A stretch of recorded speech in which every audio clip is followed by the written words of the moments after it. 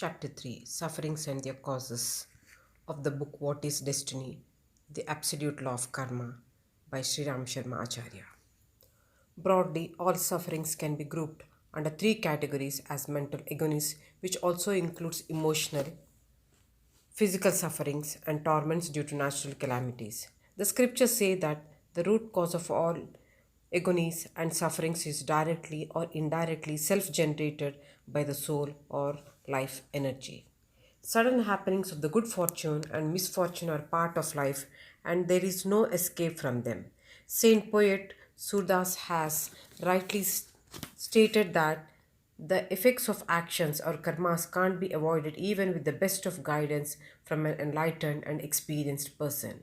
In spite of having an agilic rishi like Vasishta as his guru, the Lord Sri Ram had to face the agonies of exile, tragic death of his father, abduction of his wife Sita, and subsequently her forced banishment to Rishi Valmiki's ashram. It would not be proper to assume that misfortunes are punishment given by an angry god to chastise an erring person. Para ends. Like a fish swimming in the water or a snake crawling on the sand, one's karmas, that is, emotional, mental, or physical actions, leave behind their footprints or traces on the surface of his unconscious mind. These sublime but deep impressions are known as sanskaras in spiritual parlance. Evil feelings, demonic thoughts, or vicious actions generate highly distressful and negative sanskaras, which in due course of time sprout as sufferings like self growing thorny bushes. Happiness and peace are the natural states of mind. Man, a human being, is intrinsically inclined in his inner core self to act for welfare of self and others, which naturally results in peace and joy. But he doesn't know what the best way is to do this, so his mind wanders here and there. His mind therefore gets disturbed or emotionally perturbed many a times and thus results in feelings of suffering. As suffering or unhappiness is against the will of the inner self, one dreads mental turbulence, sorrow, and grief, but one keeps facing and experiencing them in some form or the other. Let us look at the causes that generate such circumstances, occasions, or situations of unhappiness. Para ends. As the medical science has two independent streams, one for the promotion of health and another for the treatment of diseases, there are two branches of spiritual effects, one for promoting happiness and the other for allaying or eliminating unhappiness. Righteous living is essential for inner peace and happiness, just as nutritional food is for physical health. For effectiveness of a therapy, it is necessary to first have a correct diagnosis and then look for suitable treatment. There is yet another way to remain healthy, and that is prevention of the disease. The same holds true for treatment of unhappiness. By discarding the karmas that would generate bad sanskaras, we can prevent the resultant suffering and pain. Para ends. Let us now discuss in detail the types of sufferings and the karmas that cause them. As mentioned earlier, misfortunes influence a person by creating three types of adverse reactions: mental or emotional sufferings, physical ailment or pains, and suffering caused by natural disasters. In Indian texts on spirituality, these are referred respectively as Daivik, Daihik, and Bautik Dukkhas. Mental sufferings or Daivik Dukkhas. Suffering are results of mental sins, worry, anxiety, irritation, humiliation, animosity, anguish of separation from a beloved one, fear, grief, etc. are signs of divine justice for mental sins. Mental sins are those willful karmas or deliberate acts of mind which are carried out intentionally in a state of mental awareness.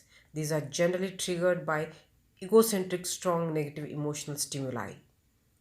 We may call mental sins as corrupt functions of mind like jealousy, deception, scandalous planning, revengeful annoyance, cruelty, etc., which pollute the environment around the inner psyche. These kinds of mental sins do not provide any physical gratification. They may only temporarily satisfy the doer's arrogance of selfish carvings. Like a smoke filled room, the environment created by pollutants of mind suffocates the soul or life energy. Para ends. The soul or life energy, being a spark of the omnipresent divinity, is intrinsically pure. It does not permit accumulation of sinful thoughts around itself and is always eager to eliminate those internal pollutants in some way or the other in the same manner as the body expels the harmful food. The soul or life energy is meticulously careful about its purity. The moment it finds any mental sins adulterating its sublime ambience, it feels uncomfortable and immediately, though transcendentally, reacts to discard the pollutants. Although our extrovert conscious mind is hardly aware, the inner subtle or unconscious mind is always seeking the opportunity to throw off this burden of mental or emotional vices. Sometimes, somehow, from somewhere, it puts the concerned individual in certain types of circumstances that neutralize some of the bad sanskaras, sublime impressions, inscriptions, or assimilations in the unconscious mind created by evil desires, sentiments, thoughts, and deeds. For example, such circumstances could make one face scornful humiliation, failure, demotion, disrepute, etc. Para ends. Death of a beloved person or separation from him or her, loss in business and property, public defamation, poverty, etc., also cause acute mental agonies. Such experiences bring out the inner pain to the surface. The aggrieved person weeps, wails, cries from the depth of his heart. He or she feels a void in life and is remained by the inner self of the transience of worldly possessions and futility of selfish obsessions, attachments, and false pride. The agonized person thus gets motivated to refrain from committing sinful deeds in future and to follow a righteous path in life. Para ends. While attending funerals, people are reminded of the uncertainties and short span of life and thus made to realize the importance and urgency of living a purposeful life. When suffering from financial loss, one seeks God's help. On being defeated or facing failure, one's vanity is deflated. It is like a drunkard talking sensibly when the intoxication is over. The above examples illustrate that the only purpose of mental distress is to awaken the mind, to cleanse the garbage of the mental pollutants like jealousy, ingratitude, cruelty, selfishness, apathy, cunningness, hypocrisy, false pride, and arrogance. Thus, through such sufferings, the divine mechanism in dwelling the soul or life energy also alters the mind against the accumulation of untoward sanskaras that generate and nurture such negative tendencies and mental vices. Second one, physical sufferings or daihik dukkhas. The cause of congenital deficiencies and genetic diseases is misutilization of the corresponding organs in some previous lives. After death, the soul leaves the physical body but carries forward the subtle body, Sukshma Sarira, to the next life. In the succeeding birth, the new body is shaped by this mental vital energy body. The subtle body carries with it in the chitta, that is unconscious mind, and the nuclei, the seeds of sanskaras assimilated from earlier lives. It thus contains the blueprints of one's physical body and mental potentials and tendencies that are going to be manifested via the genetic machinery in the next birth. The sanskaras subliminally stored in the subtle body include the imprints of the wrong actions committed by the sense organs, the corresponding components of the physical organs which are sinfully or otherwise wrongly used in the previous life lose their vitality in the subtle body and manifest as impaired or malfunctioning in the physical body of the next birth. For example, it is possible for a sexually indulgent person to be born with congenital impotence or with imperfections in sexual organs in the next life. This way, by giving cautionary punishment to the physical deformity, or infirmity, for overindulgence in sensual pleasure, the divine justice also provides the soul an excellent opportunity for self upliftment. Vera ends. The temporary period of non functioning or malfunctioning of the affected faculty serves the purpose of caution as well as rejuvenation for the next life. That is to say, whichever organ of the body is recklessly misused for the sexual gratification is deemed to be engaged in a physical sin. In the next life, that organ is neither found missing or appears as a congenital defect. Thus, congenital physical deformities or disasters or diseases for remission of sins, that is absolution, Roman Catholic theory. The compulsory rest imposed by the nature in the present life rejuvenates the organ of the body and also relieves the burden of corresponding sanskara from the subtle body through the repentance. When a mental sin is intermixed with a physical sin and has not been neutralized in the present life by punishment by the state, society, or by atonement, it is also carried over to the next life. However, if the sin is basically physical with a little or no input of the mind, that is, deliberate attempt or intention, the biological system immediately takes care of it. For instance, man gets intoxicated and deranged on taking drugs, falls sick because of dietary irregularities, or dies on consuming the poison. This is a physical punishment for a physical sin. The body cleans itself of the minor physical sins speedily, and these are neutralized in this very life. On the other hand, as mentioned earlier, serious physical vices, which are also associated with the mental stimuli, are carried over by the astral body for being worked out in the next life. The third one, the sufferings due to natural calamities, Bhautik Dukkhas. Of late, science has begun to appreciate the damaging impact of the lopsided human activities on global life sustaining elements of nature. Indiscriminate use of chlorofluorocarbons by some developing countries is damaging the global biosphere for entire humankind by producing the greenhouse effect. Reckless deforestation in certain parts of the world is creating worldwide ecological imbalances. Such examples illustrate the basic element of nature are globally interdependent and local changes in them have universal implications. The following observations bring out this eternal truth. Prana, the universal life force, is one of the vital elements of nature, which is an integral constituent of all animate beings. The entire human race is interconnected with this all pervasive element.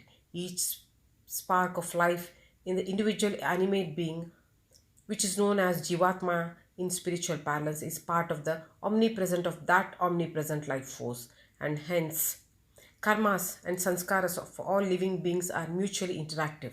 In social milieu, these interactions are quite prominent. A criminal brings shame to his parents and family as well. The latter suffer disgrace because of the disregarding their responsibilities or not performing their duties inadequately to make that person a good citizen or to prevent his criminal activities or to inform police, other concerned authorities or reformative councillors, etc. Para ends. The responsibility for spiritual development of the child, virtuous karma, rests on the parents and other adults of the family.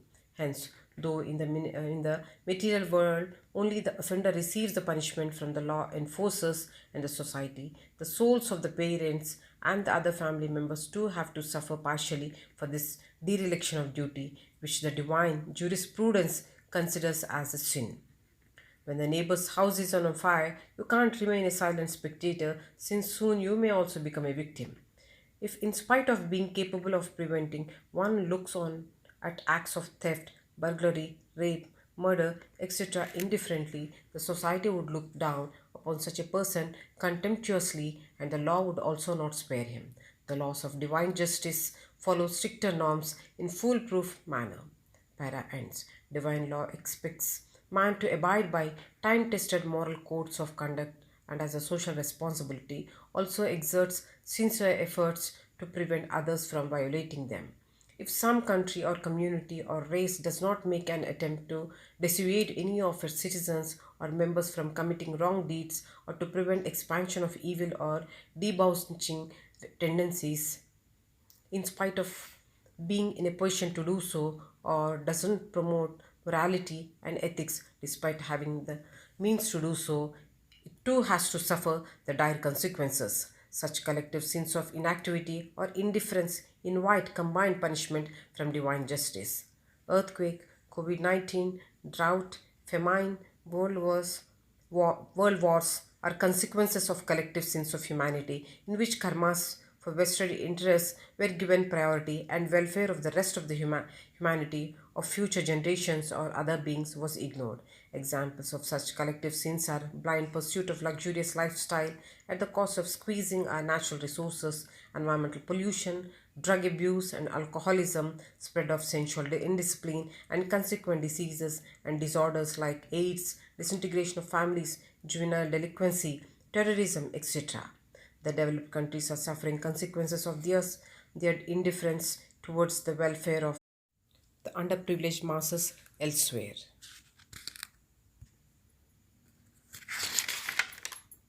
To sum up, sufferings can be broadly classified as mental, physical, and sufferings due to natural calamities. Karmas caused by physical actions leave sublime but deep impressions which are otherwise known as sanskaras. If our emotions and thoughts are not well managed, causes negative sanskaras. Mental sufferings due to mental sins as functions of corrupt mind pollutes the inner psyche. The soul or life energy, in order to maintain its sublime ambience, causes suffering by financial loss, death of beloved one, dispute, etc., to refrain individual from negative tendencies and mental vices. Physical sufferings due to congenital deficiencies and diseases are caused by the abuse of sense organs in previous birth, which will manifest as dysfunctional for remission of sins in the present birth and relieves the burden of corresponding sanskaras from the subtle body through repentance. The competency of few, if do not account for inclusive welfare of mankind, causes sufferings similar to present COVID 19. The indifference towards collective misdeeds also causes suffering from natural calamities as omnipresent life force of animate beings gets disrupted as karmas and sanskaras of all living beings are mutually interactive. The para ends, the chapter also ends. Thank you.